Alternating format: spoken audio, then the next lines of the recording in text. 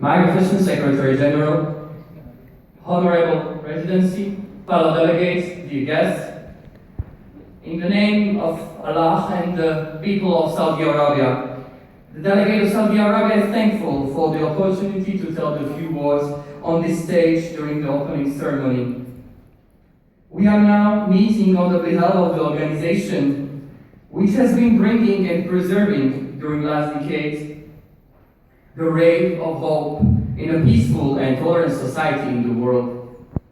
The international community is regularly forced to struggle on numerous serious issues which are needed to be resolved in a view to a better and safe future.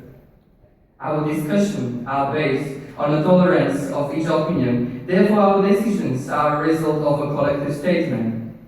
However, recently we have recognized a certain aversion of our colleagues towards long-lasting negotiation and common policy.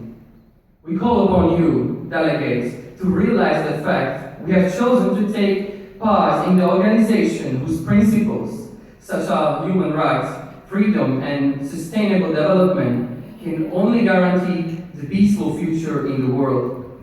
So it is absolutely necessary to listen to the voice of the community and to ratify all agreements and treaties which were proposed on the behalf of this organization, including Nuclear Non-Proliferation Treaty, which was, for example, not signed by the State of Israel, or allowing UN workers to fully control nuclear programs of every country, including yours, the Islamic Republic of Iran. Thank you for the attention, and the delegate is open to any further information. Thank you. Are there any in the House? Please raise your placards high now. Republic of Korea, followed by Malaysia, and is that the United Kingdom way back there? The United Kingdom for now. So Republic of Korea. Can someone pass the microphone? Thank you. Thank you very much. What does the ambassador of Saudi Arabia have to say about the human rights violation and the gender discrimination in Saudi Arabia? And what more can Saudi Arabia do to solve these problems? Well, we consider it as the national policy of the Saudi Arabia, and the UN also tolerates the national policy of every country. And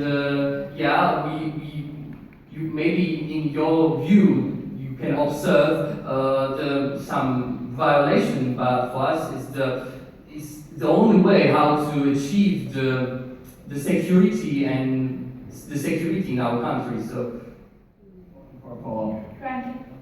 does the ambassador explicitly deny that human rights are violated in Saudi Arabia?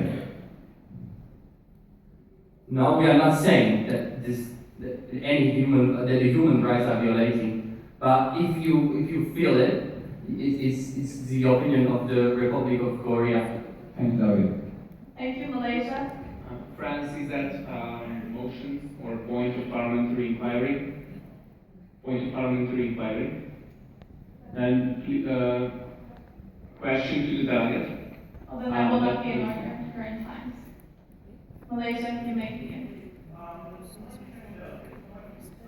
By the means the Saudi ambassador wishes to promote peace in the Middle East. Saudi Arabia's military spending has foreseen a growth plan of 47% within the next 5 years. Bearing in mind the numerous conflicts regarding the Middle East, could the ambassador explain how more weapons in a dangerous region will result in peace? Well, we actually see that the conflict in the Middle East and, for example, in Syria, we will not achieve the peace without guns. So we think that this for us is not the best way, but the only way we have to somehow stabilize the region. Therefore, would it be in order to assume that the delegate believes that waging war will result in more peace? Could the delegate rephrase the question? Could the delegate please rephrase this question? Yes. So, varying from the answer that the Saudi ambassador gave to the delegate of Malaysia concerning weapons and how they're useful in order to get peace, wouldn't therefore the ambassador agree that getting more weapons to countries in the world like, would end up creating more peace, basically. If we gave drugs to everyone in this room, would that cause peace? I mean, that's what the ambassador seems to be saying here. Well, it's realistic to say that that we will not need any guns, and that this, of course, we are therefore we emphasize to sign the non-proliferation treaty in order to somehow avoid the usage of the guns or the nuclear weapons. So of course we are trying to somehow establish the world without maybe as much conflicts, but we are very concerned about the issues in the world, and we see that we now need guns, and we now need some military actions to be taken in order to achieve peace. Thank you very much. Thank you, United Kingdom. How can the delegate of Saudi Arabia talk about a peaceful future if there's an armed conflict between Saudi Arabia and Iran? So, could the delegate please rephrase this question? Could the delegate please repeat and rephrase his question? How can the ambassador of Saudi Arabia talk about a peaceful future if there's an involvement in a conflict between Saudi Arabia and Iran? Well, we are now deeply concerned by the violation of international laws from the side of the Islamic State of Iran. Therefore, we are now not very certain about the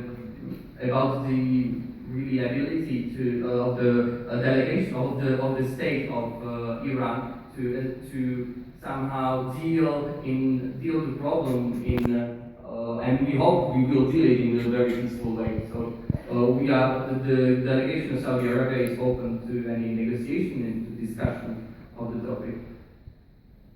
Okay, thanks. Thank you. The delegate yield the floor back to the presidency since there will be no more questions due to lack of time. Okay, the delegate yields the floor back to the presidency. Thank you.